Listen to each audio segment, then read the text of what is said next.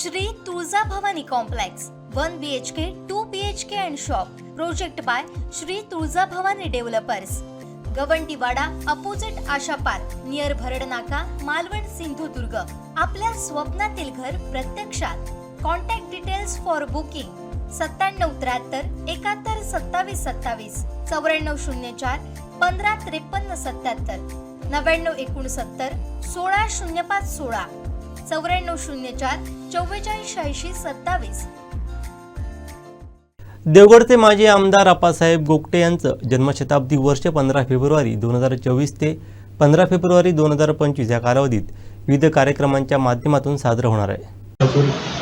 क्रीडानगरी त्या मैदानात हा कार्यक्रम होणार आहे।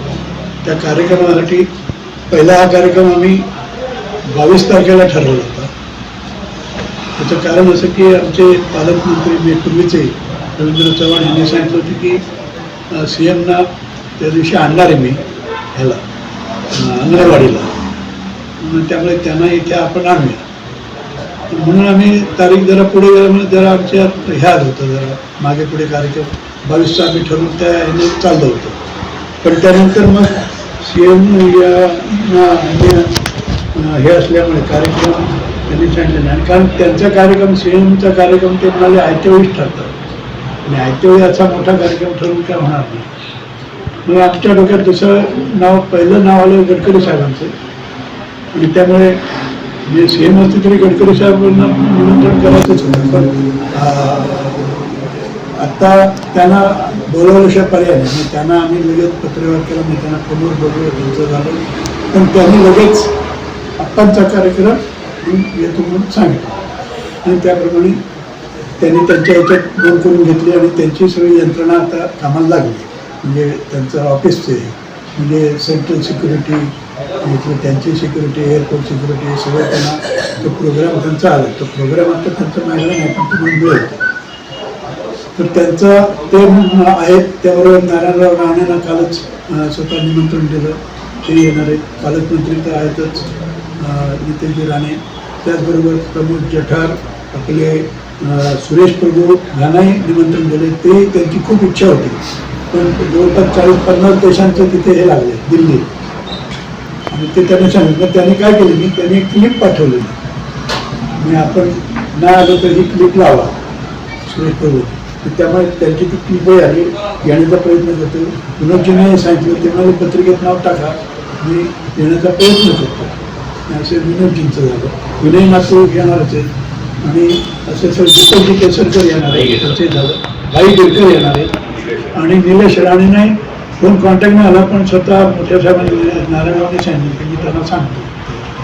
त्यांचं 2-3 वेळा फोन लावायचा प्रयत्न केला आणि यांनाही आमदाराचे बाकी त्यांनाही सांगितलं, पण त्यांना आता लावणार आहात त्यांचं कॉन्टॅक्ट म्हणून असे सगळे मान्यवर आहेत। त्याचबरोबर आप्पांबरोबर काही काम केलेले किंवा आणखीन येणाऱ्याला असू शकतात आशिष शेलारांसारखे किंवा अन्य जे आप्पांबरोबर काम करत होते त्यांना आम्ही निमंत्रणं पाठवलेली आहे। महत्त्वाचा काय विषय की 17 तारखेला गडकरी हे प्रमुख हे असणार आहेत आणि त्यांचं सगळी व्यवस्था नाही। गडकरी इथे 13 वर्षापूर्वी आपल्याला आठवत असेल की 2013ला आमच्या आंबा उत्पादक त्या फॅक्टरीच्या उद्घाटनावर ते आले होते आणि त्याच्यानंतर ते इथेच उतरले होते, पण तेव्हा ते राष्ट्रीय अध्यक्ष होते। आज ते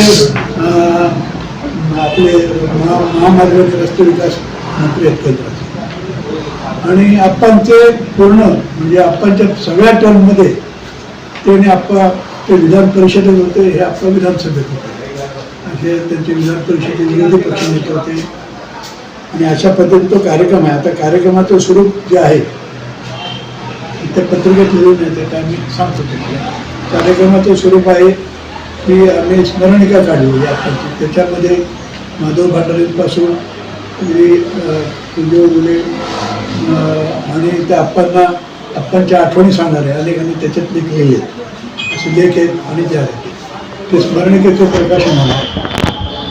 दुसरा कार्यक्रम आहे प्रकाशने आप्पांचं चरित्र माझं एक पुस्तक लिहिलं नाही, त्याचं एक प्रकाशन आहे आणि तिसरा कार्यक्रम त्याचा आजच अनाउन्समेंट मी त्यांना कळलेला आहे. त्याची अनाउन्समेंट आम्ही आत्ताच्या नावाने एक पुरस्कार द्यायचा हा केला होता, जाहीर केलं होतं मागच्या बैठकीत. तर पहिला आता खरं पुरस्काराची जी कल्पना आहे त्याचं पुढल्या वर्षापासून ते दरवर्षी द्यायचा येतो कारण पुरस्कार. पण एकदा घाई गडबडीत ते नावं आणि ते सगळं झालं नाही, त्यामुळे सगळ्यांच्या मध्ये सगळ्यांना असून एक ज्येष्ठ हे काका उगले यांना जीवन गौरव पुरस्कार आपण त्या नावाने यावर्षी द्यायचा. तो उद्या सर्वांच्या कार्यक्रमात द्यायचा. तर त्यांचं त्यांना एक स्मृतिचिन्ह चांगली बनवलेली आहे. स्मृतिचिन्ह त्यांना बाकीचे त्यांना 25,000चं हे आहे, जे पुरस्काराची रक्कम ती 25,000 आहे. ही दरवर्षी देणार आम्ही.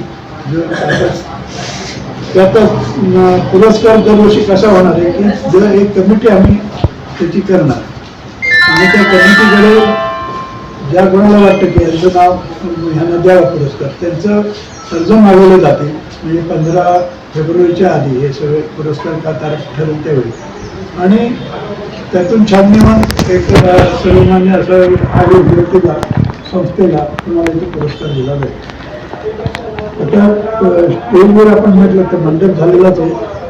मंडपाच्या वेगळ्या आम्ही असं म्हटलं की भाजपाचे सगळे जुने कार्यकर्ते पण आप्पा हे युतीतून निवडून गेले होते. भाजप सगळ्या युती शेवटच्या टर्मला प्रत्येक पंढरपुरी झाले पण बाकी सगळ्या टर्म युतीमध्ये होते. पहिल्या टर्मला नव्हते, मधल्या दोन्ही टर्मला त्यांनी आप्पा युतीमधून निवडून आलेले होते. त्यामुळे युतीचे शिवसेनेचे कार्यकर्ते काम करत होते. त्यांनी सगळ्यांना निमंत्रण दिले ते जुने कार्यकर्ते. पण आप्पांबरोबर काम केलेले जे ज्येष्ठ कार्यकर्ते त्या सगळ्यांना आवर्जून आमंत्रण प्रत्येकाला दिले.